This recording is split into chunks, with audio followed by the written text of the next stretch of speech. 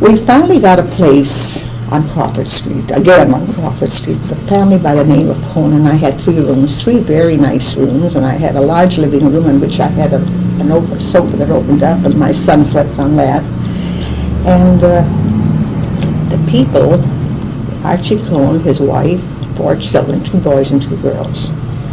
One girl finished high school, the other one was going to high school. Mr. Archie could not find a job.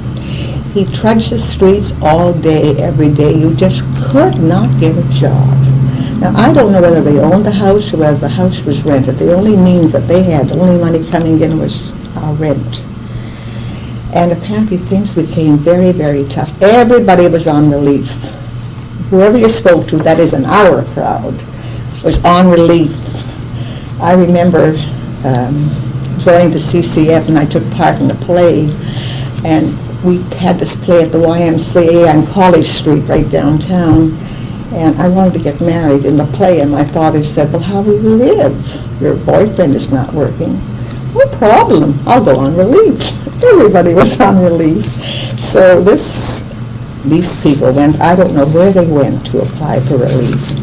And when they came back, they were devastated. I never saw such a look on people. I don't think I'll ever forget the look on their face, the humiliation. The fact that there were hundreds of people lined up for relief didn't help them. They were going through that themselves. And they felt so bad. And in my own young way, I said, you know, this is not going to be for always. Your husband will get a job and things will change. And she just shook her head. He walked out of the place already. He walked into the kitchen. This was in the dining room. It was a very pathetic sight, and I felt so badly for these people who are always able to manage, and then they have to go on relief. And when they went for their parcels, they brought the parcels home and took everything up and put it on the table.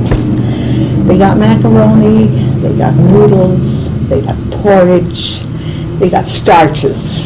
They got some potatoes, no fresh fruit. That was out of the question. And, but it was food. At the same time, we were going through a privation, too. I had to deprive myself of many things. I had 2 children. It was important that they have their orange juice or whatever, you know, and I used to go to the store at the corner of Crawford and Dundas. There was a grocery store, and this was prevalent at that time. Is this the 30s? This was the 1929, 30, something like that. The Depression was on. There was a Great Depression. And I walked into the store, and I think I bought 2 oranges or whatever it was that I bought, you know. And he said, Mrs. Gollom, why don't you do what all the other people do? Buy whatever you need, and I will put it in the book. And when you have some money, you'll pay me. Now, that was a custom that was going on. He had this great big book, and if you went in, you bought something, he put it on the book. He was a very kind man. And when you had a little extra cash, you gave it to him. I said, thank you very much, Mr. Yasny, but I'm managing very nicely.